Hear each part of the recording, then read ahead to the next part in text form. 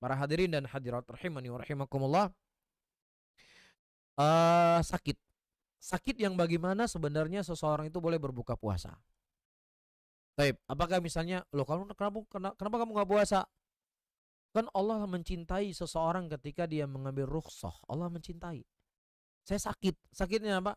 Panu sakit saya. Nah, apakah pas sakit panu itu termasuk daripada ayat yang Allah sebutkan? Sakit nggak panu? Sakit kan? Nah, apakah sakit yang seperti ini seseorang boleh berbuka puasa?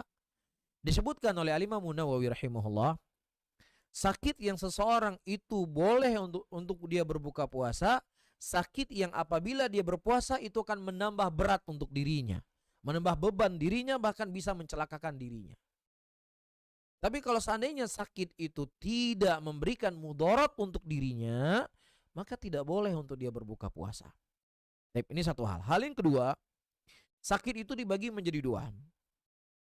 Ada yang sakit yurja buru'uh, ada sakit lam yurja buru'uh. Sakit yang dianggap kesembuhan dan ada sakit yang tidak dianggap yang tidak yang tidak mungkin dianggap sembuh secara ilmu medis. Ya, maka itu hukumnya berbeda-beda antara satu dengan yang lainnya. Kalau sakitnya itu mungkin masih dianggap sembuh, ya orang bisa sakit mah atau demam, ini kan masih bisa sembuh ya. Maka dia boleh berbuka puasa dan menggantikan hari yang lainnya. Tapi kalau seandainya sakitnya itu sudah menahun dan secara ilmu medis tidak mungkin disembuhkan, dia punya penyakit cuci darah, harus cuci darah, kena gagal ginjal. Ya, orang sudah kena penyakit kanker stadium 4.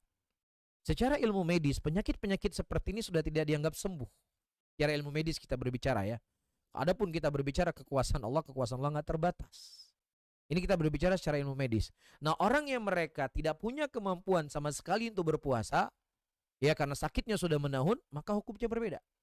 Tidak ada kewajiban untuk dia membayar puasa. Dia hanya berkewajiban untuk membayar fidyah. Wa 'alal ladzina yutiqunahu fidyatun ta'amu miskin.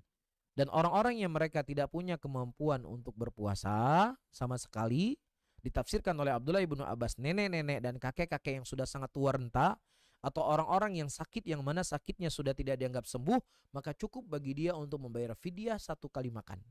Bukan 1 hari makan, 1 kali makan, subhanallah. Bukan 1 hari, kalau 1 hari kan 3 kali makan. Tetapi disebutkan 1 kali makan. Untuk 1 orang.